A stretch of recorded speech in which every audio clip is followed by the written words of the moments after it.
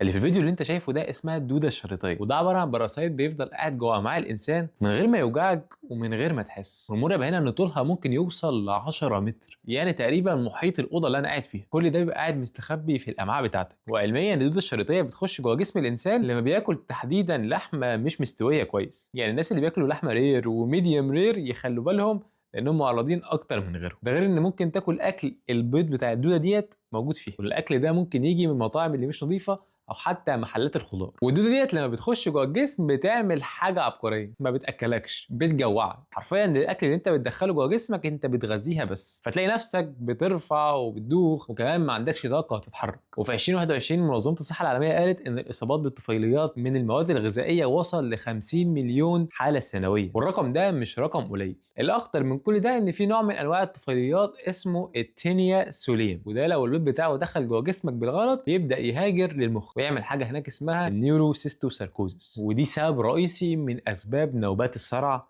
في دول كتير. وانا النهارده مش جاي اخوفك بالفيديو ده، لان الفيديو ده هدفه اصلا التوعيه وعلاج معظم الطفيليات. ده موجود اصلا في السوق، بس لازم هنا التشخيص بتاعها يكون بدري. في ناس ما عندهاش رفاهيه التشخيص بدري دي، فالاحسن من كل ده الوقايه، لان الوقايه اسهل واوفر. اطبخ اللحمه بتاعتك كويس وتاكد من مصدرها، وانت بتشتري الخضار استنضف في المحل اللي انت بتشتري منه واغسله برده كويس قبل ما تاكله. واخيرا تغسل ايدك. وبالثلاث خطوات دول انت لو في نسبه ان يجيلك العدوى او الطفيلي ده انت بتنهيه. في الاخر اعمل شير، ممكن تنقذ حد ممكن يتصاب وهو مش واخد باله.